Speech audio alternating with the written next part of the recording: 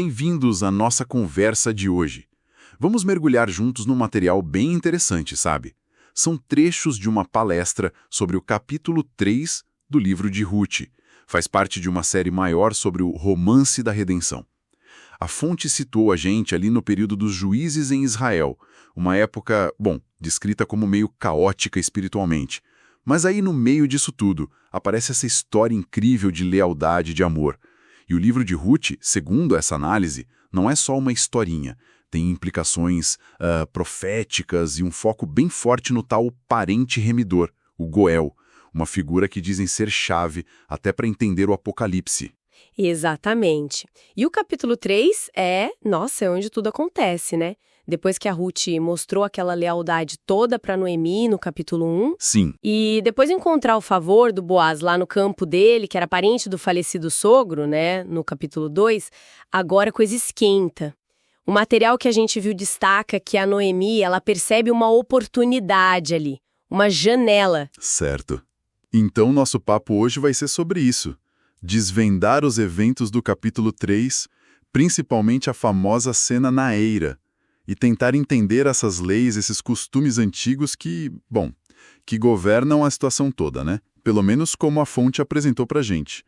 Vamos ver o plano da Noemi, a atitude da Ruth e como Boaz reagiu. Ok, vamos lá então.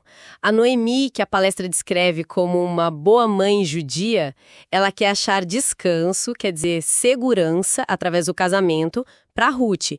Mas não é só isso, né? A fonte aponta que a Noemi tinha uns problemas bem maiores para resolver. Sim, são 3 questões principais que a fonte levanta, sabe? Primeiro, como manter o nome do Elimeleque vivo, a linhagem dele, já que os filhos morreram sem deixar herdeiros. Complicado. Segundo, a herança. Como proteger as terras da família para não se perderem. E terceiro, claro, o futuro da Ruth. Como garantir a segurança dela. Um casamento da Ruth com Boaz, resolveria tudo de uma vez. Mas tinha um porém. Para isso acontecer, a Noemi precisaria abrir mão de qualquer direito que ela mesma pudesse ter sobre o Boaz em favor da Ruth. Faz todo sentido. Então, a Noemi arquiteta um plano bem detalhado para Ruth seguir. O material que a gente viu descreve passo a passo. Ruth tinha que se lavar, se perfumar, vestir a melhor roupa. Se preparar mesmo, né? Isso. E ir lá na eira, onde o Boaz ia estar malhando a cevada naquela noite. Mas com uma condição meio curiosa, não se mostrar para ele até que ele tivesse comido, bebido e fosse deitar. Só depois. E aí vem a instrução-chave: descobrir-lhe os pés e te deitarás ali. A fonte faz questão de frisar que a gente precisa entender isso no contexto da época. Não é uma proposta sexual, como talvez a gente pensasse hoje em dia. Ah, bom saber. Pois é, deitar aos pés descobertos de alguém era uma posição de serva, de alguém que está pedindo algo, uma peticionária. É um ato de humildade, de se colocar sob a autoridade daquela pessoa, buscando proteção, quase como um pedido formal de ajuda, sabe? Nossa, isso muda completamente a cena para mim. Mas antes da gente ir para a eira mesmo, tem um detalhe cultural que a fonte explorou e que eu achei, incrível. O significado da orla ou da barra da roupa, que em hebraico é kanap. Ah, sim, a kanaf. Isso é fundamental. E é algo que a gente não tem mais essa noção hoje, né? A análise que vimos explica que a barra da veste significava muita coisa. Era a posição social da pessoa, a autoridade dela, a própria identidade. Tipo um crachá. Quase isso. Na Mesopotâmia antiga, por exemplo, que a fonte cita, se alguém cortasse a barra da veste de outra pessoa, era como anular aquela pessoa publicamente. Um marido podia até se divorciar, cortando a barra da roupa da esposa. E a barra, muitas vezes bordada, era tão única que o pessoal usava para marcar argila, como se fosse uma assinatura. Que doideira. Quer dizer, não era só um detalhezinho da roupa, era quase um documento de identidade que andava com a pessoa. E o material conecta isso com outras passagens da Bíblia, né? Uhum. Tipo Davi cortando a ponta do manto do Saul lá na caverna. Um ato que ele fez para mostrar que poupou a vida, mas depois ele mesmo sentiu o peso porque foi um desrespeito à autoridade, à canaf do rei. Exato. Ou aquela imagem da aliança de Deus com Israel, que é descrita como Deus estendendo a orla do seu manto para proteger o povo, e até a mulher do fluxo de sangue, que queria tocar na orla da veste de Jesus. Ela acreditava na autoridade que aquilo representava para a cura. Perfeito. Com essa ideia da Canaf na cabeça, a cena da Era fica, assim, muito mais profunda.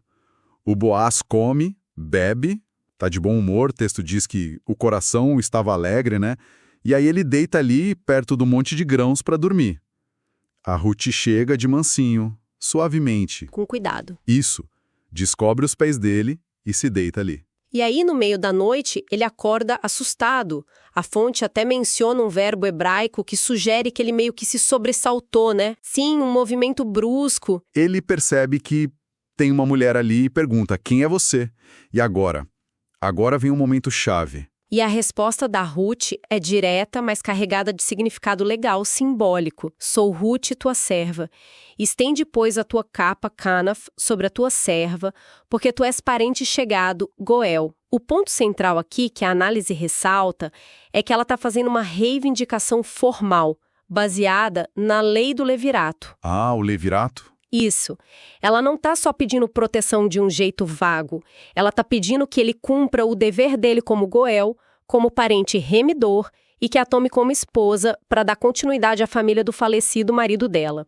É um pedido sério. Então, juntar o Goel e a Canaf nesse pedido é tipo apresentar uma petição legal formal, usando os costumes e as leis da época. Explica um pouco mais essa lei do levirato, que a fonte mencionou, baseada lá em Deuteronômio 25. Basicamente, essa lei era para resolver a situação de uma viúva que não tinha tido filhos com o marido falecido. O irmão do marido ou parente homem mais próximo na linha tinha responsabilidade, mas também era uma oportunidade de casar com ela. Para que exatamente? Para gerar um herdeiro. O primeiro filho homem dessa nova união seria considerado legalmente filho do falecido. Isso garantia que o nome da família não se apagasse e que a herança continuasse naquela linhagem. E é bom lembrar que o Goel tinha outras funções também, como de remir, ou seja, comprar de volta a terra da família se ela tivesse sido vendida por aperto financeiro. Era um papel super importante para a estabilidade social e familiar. Entendi. Mas e se o parente não quisesse casar com a viúva? Ele podia recusar? Podia, mas tinha uma consequência pública. Uma cerimônia meio humilhante, sabe? A viúva ia até os anciãos da cidade, lá na porta da cidade, que era tipo o fórum deles. O centro cívico. Exato. E ela declarava a recusa dele. Aí, na frente de todo mundo, ela tirava a sandália do pé dele, que era um símbolo de abrir mão de um direito-dever, e originalmente parece que ela cuspia no rosto dele. A fonte até sugere que essa parte do cuspe talvez tenha se tornado menos literal com o tempo, mas a coisa de tirar a sandália ficou. E aí? E aí ele ficava conhecido na cidade como o da Casa do Descalçado. Era uma marca social negativa, um estigma. O material também apontou as condições para alguém ser Goel. Tinha que ser parente próximo, ter condições financeiras e físicas para cumprir o papel e, importante, estar disposto. Não era uma obrigação que não dava para escapar, a recusa era prevista, mesmo que tivesse esse custo social. E essa lei do levirato, ela aparece em vários momentos cruciais nas genealogias bíblicas, o que mostra como era relevante. Entendi. Então o que a Ruth faz ali na Era nossa, muito corajoso e super estratégico. E a fonte ressaltou uma coisa importante sobre a motivação dela, né? Que ela estava colocando o dever com a família do falecido marido, com a Noemi garantir um herdeiro para eles, acima do que talvez fosse a preferência pessoal dela. Ela podia ter ido atrás de um cara mais jovem, talvez. Exatamente. E o Boaz entende isso na hora. A reação dele não é de escândalo, mas de admiração. Ele a abençoa e elogia a recede dela, essa palavra hebraica tão rica, né? Que é lealdade, bondade fiel, um amor que vai além do que a sua obrigação. Recede. Isso. Ele reconhece que essa atitude dela de buscar cumprir o dever familiar é ainda mais nobre do que a lealdade que ela já tinha demonstrado a Noemi lá no começo. Justamente porque ela não foi atrás de interesses próprios, buscando homens mais jovens, e ele ainda diz que todo mundo na cidade sabe que ela é uma mulher virtuosa. Puxa, parece que tá tudo caminhando para dar certo. Mas aí vem a ducha de água fria, né? Ele diz, olha, é verdade, eu sou remedor, mas tem um porém. Existe outro remedor que é mais parente do que eu. Eita! Pois é, um impedimento legal ali na hora. Outra pessoa tinha o direito de prioridade. A fonte até levanta a possibilidade de que talvez fosse por isso que o Boaz, mesmo já mostrando favor a Ruth antes, não tinha tomado a iniciativa. Ele já sabia desse outro parente. Faz sentido. Mas ele não deixa a Ruth no vácuo, não. Ele faz um juramento sério, vive o Senhor, e promete que vai resolver a questão logo de manhã. Se o outro parente quiser cumprir o dever dele, ótimo. Se não quiser, aí sim o Boaz assume. Ele se compromete ali. E ele pede para ela ficar ali até de manhãzinha, mas para sair discretamente, né? Para preservar a reputação dos dois. E o material até destacou um detalhe da língua hebraica ali, que achei interessante. O verbo que usaram para passar a noite ou ficar, lum, não teria a conotação sexual que outro verbo, shakab, poderia ter, reforçando a ideia de que a situação foi íntegra. E antes dela sair, ele faz uma coisa muito significativa. Ele enche o manto dela com 6 medidas de cevada para ela levar para Noemi. A palestra que a gente analisou argumenta que isso não era só um presentinho para a sogra. Era um código. 6 medidas. Tipo, como 6 dias da criação antes do 7º dia, o dia do descanso. Para Noemi captar. Como se o Boaz estivesse dizendo, olha, assim como Deus trabalhou 6 dias e descansou no 7º, eu vou trabalhar nisso aqui sem parar até resolver. E vou resolver hoje mesmo. Que sacada. E a Noemi entende. Quando a Ruth volta e conta tudo, incluindo as 6 medidas de cevada, a Noemi fala para ela, pera minha filha, porque aquele homem não vai descansar enquanto não concluir hoje este negócio. E a partir desse ponto, como a fonte nota, a Ruth meio que sai de cena como protagonista da ação, a bola passa para o Boaz e para Noemi. A gente mencionou rapidinho a lei da redenção da terra quando falou do Goil. A fonte também deu uma pincelada nisso, né? Deu sim. Reforçando aquela ideia de que para eles a terra pertencia em última instância a Deus. E por isso devia ficar dentro da tribo original da família. Ela podia ser vendida, que na prática era mais um arrendamento de longo prazo. Mas no ano do jubileu, ela tinha que voltar para o dono original. O Goel podia agir antes disso, remindo a terra, ou seja, comprando de volta os anos de uso que faltavam até o jubileu. E a conexão com outros textos? A análise conectou isso simbolicamente com aquele livro selado lá de Apocalipse 5, que só o Cordeiro pode abrir a ideia de redenção, de resgate de algo perdido.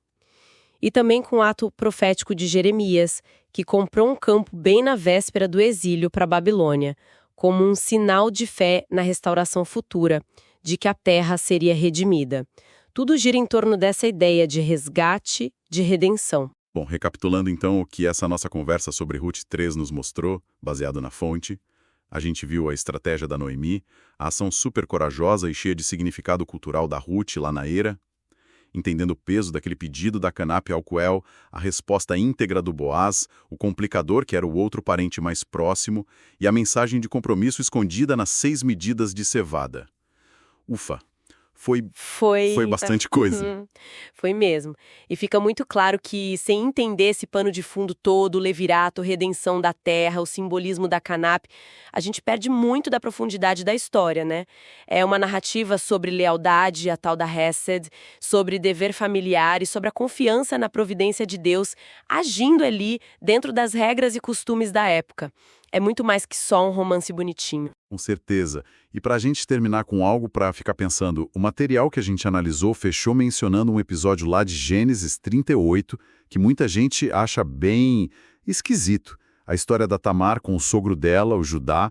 A sugestão da fonte é que existe ali uma conexão temática, talvez uma surpresa escondida ligada à linhagem ou a como a redenção age de formas inesperadas. Isso deixa uma pergunta interessante no ar, né? Será que existem padrões mais profundos sobre como a redenção funciona, sobre a importância da linhagem e sobre como Deus age por caminhos que, pra gente, parecem, sei lá, tortuosos, até meio controversos? Que padrões poderiam conectar histórias aparentemente tão diferentes como a de Ruth e Boaz com essa de Tamar e Judá? Fica aí uma coisa para a gente refletir sobre como esses temas se desenrolam na Bíblia.